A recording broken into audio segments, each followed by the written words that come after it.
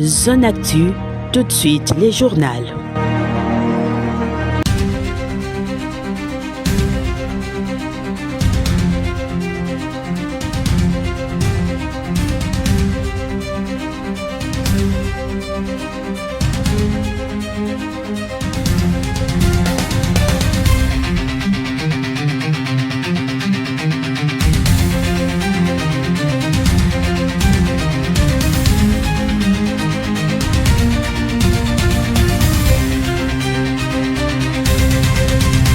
Un seul titre dans ce journal. Après l'étape d'Elisala et Bumba, la Première ministre était à Bongandanga dans le cadre de sa tournée d'itinérance dans la Mongala. La Première ministre, porteuse du message du président de la République, Félix-Antoine Tshisekedi, celui d'un État proche du citoyen et promet la construction des 70 ponts dans cette partie du pays. Mesdames et messieurs, bienvenue dans ce journal. La Première ministre poursuit son itinérance dans la province de la Mongala.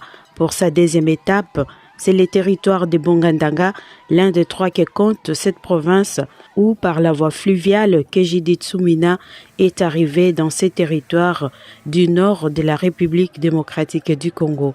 Une mobilisation populaire lui a été réservée, accompagnée par une marche spontanée, symbole d'un espoir renouvelé et d'une reconnaissance populaire forte.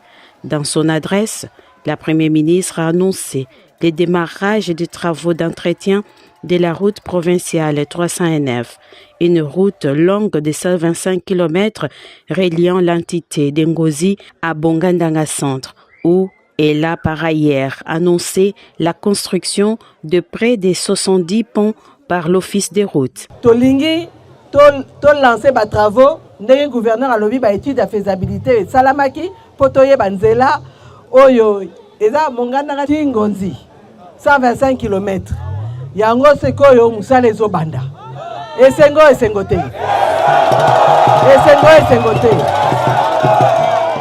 RN6P, oyo koleka ana Mongandanga ti akula, wana pe musala wana kala mingi te tozobanda.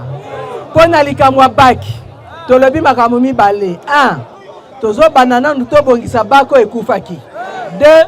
Na pesi mitindo deja ndenge mokonzi ya mboka asengaki basomba pe baki ya sika eya koya awa na Mongandanga.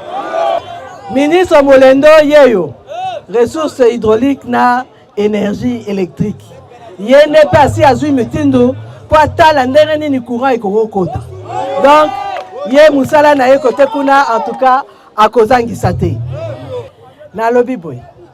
Est-ce que Congo oyo bakoko na biso batikela biso? Tokoko ikondima ke batu mususu bakokotela biso bazo eteni. Eteni ya mabele. Namoni awa bakutumie bazali. Bino bakutumie bokoko ikondima. Oyo nzamba atikela biso bakoko na biso batikela biso tondima. Tokondima ngote. Yangwana na lobaka. Eloko oyo esimbi mutu ata aza mosika. Ceux qui aza congolais et talibiso nyo surtout ba congolais. Bongote.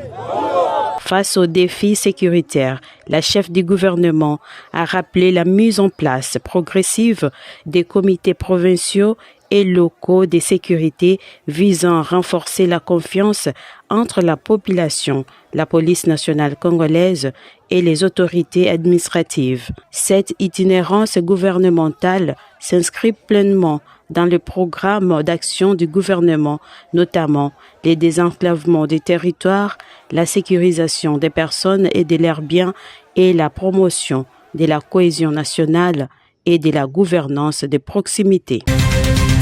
Faisant partie de la délégation du président de la République, Félix-Antoine Tshisekedi, à Abu Dhabi, dans le cadre de la signature de l'accord économique global, le ministre du Commerce extérieur, Julien Paluku, a présenté toutes les opportunités qu'offre la République démocratique du Congo dans toutes ses diversités que la RDC regorge afin d'offrir aux investisseurs un terrain d'opportunités à venir investir en République démocratique du Congo.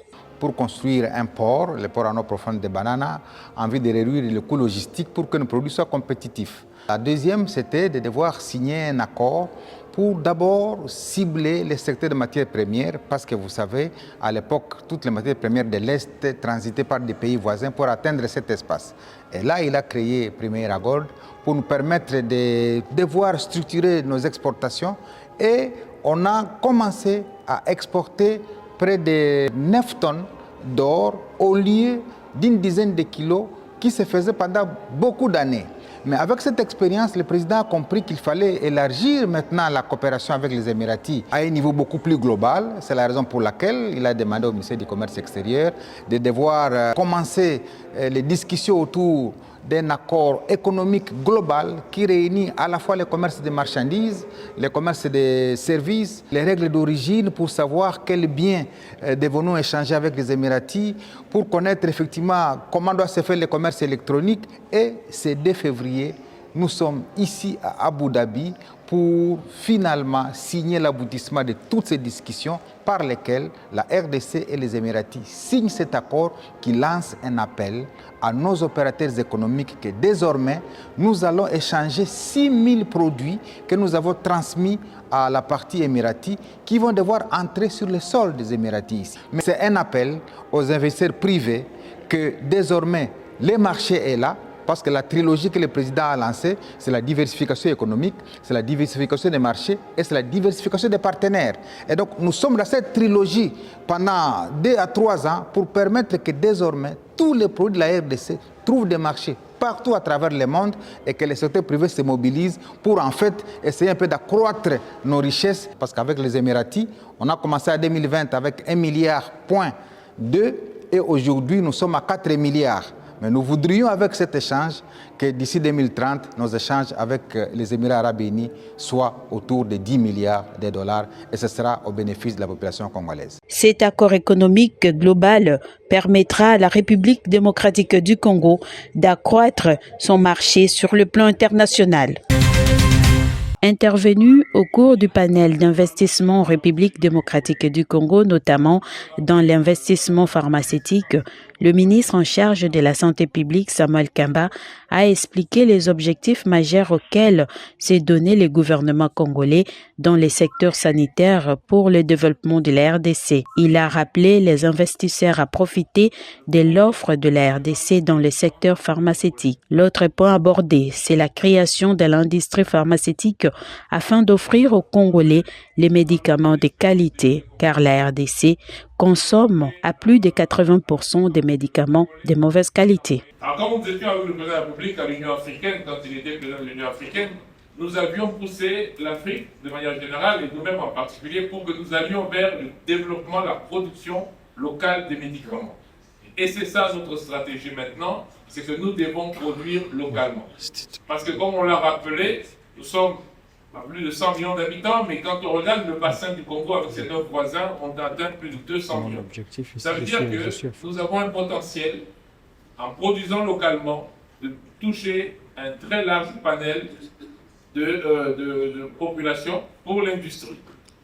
Alors, nous avons besoin, chaque année, de ce qu'on appelle les médicaments essentiels. C'est-à-dire les médicaments dont tout le monde a besoin tous les jours quasiment. Et ces médicaments essentiels, nous les achetons soit directement, soit avec des partenaires. Comme je viens de dire, le Fonds mondial, mais il y a aussi la Banque mondiale. Et actuellement, d'ailleurs, demain, je vais signer avec les Américains parce que nous sommes en train de développer un partenariat pour que le gouvernement américain intervienne dans le secteur de la santé. Il a signé avec beaucoup de pays et nous, on signe avec eux aussi. Et donc, produire les médicaments localement, c'est une impérieuse nécessité pour la RDC. Et le potentiel de croissance est énorme. Énorme parce que nous achetons, donc nous savons quels sont nos besoins. Et je voudrais dire qu'il y a des médicaments qui sont aujourd'hui capables d'être produits en RDC assez facilement. Parce que premièrement, la licence est déjà au niveau public, mais deuxièmement, parce que on n'est plus dans la recherche très poussée pour pouvoir produire ces médicaments. La République démocratique du Congo, avec plus de 120 millions d'habitants, il est impérieux pour la création de l'industrie pharmaceutique afin de prendre en charge une grande partie de la population à accéder aux médicaments de qualité et atteindre l'objectif du gouvernement sur la santé universelle.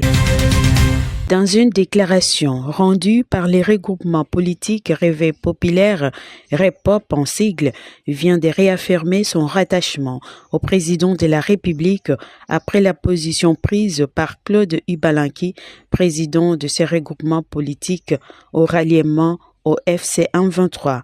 Suite à sa position, Claude Ibalanki a été radié et n'engagera plus ces regroupements politiques.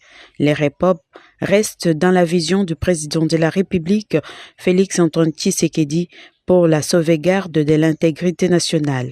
Nous venons ce jour éclairer l'opinion politique nationale et internationale. Nous sommes un regroupement politique créé et enregistré en République démocratique du Congo et qui a compétit aux élections municipales, provinciales et nationales. Et à la présidence de la République, nous avons porté notre choix sur notre champion, son Excellence, M. Félix-Antoine Tshisekedi, pour reconduire le destin de la RDC dans les 5 années à venir. Fort est de constater que le président désigné par le membre fondateur, à l'occurrence M. Claude Ibalanki et Colomba, est allé s'associer avec les ennemis de la République démocratique du Congo, l'AFC 123. Nous tenons à préciser à l'opinion publique nationale et internationale que M. Claude Ibalanki et Colomba n'a jamais été fondateur de la politique de l'époque. Sur ce, nous, membres fondateurs et conférences de présidents de partis politiques membres de groupement politique REPOP, nous constatons avec regret l'auto-exclusion de M. Claude Ibalanki et Colomba comme président du groupement politique Réveil populaire et son ralliement à l'AFC 123 est sans impact et ni événement en RDC. Nous réitérons donc notre rattachement au chef de l'État Félix-Antoine Tshisekedi, à qui nous voyons un avenir merveilleux pour notre chère épopée. Le mouvement politique Réveil populaire REPOP en cycle n'est pas derrière les chefs de l'État pour des intérêts mesquins et égoïstes, mais plutôt pour des valeurs républicaines, sociales et démocratiques, pour le salut de notre population et l'intégrité de notre pays, RDC. Ces regroupements politiques tiennent aux valeurs républicaines, sociales et démocratiques pour un Congo fort et prospère. Les chefs d'état-major adjoints des forces armées de la République démocratique du Congo, le lieutenant-major Jacques Ndjaingoza, est à Béni pour une mission d'inspection dans le Nord Kivu. Une mission de travail afin d'évaluer les capacités opérationnelles des forces armées congolaises, le moyen logistique et voir comment éradiquer les phénomènes ADF dans cette partie du pays. Il est ici à Béni pour une mission de routine en tant que chef militaire. Cette mission est une mission d'inspection et de commandement de troupes engagé sur le terrain. Voilà pourquoi il est ici. J'insiste, c'est une mission de routine.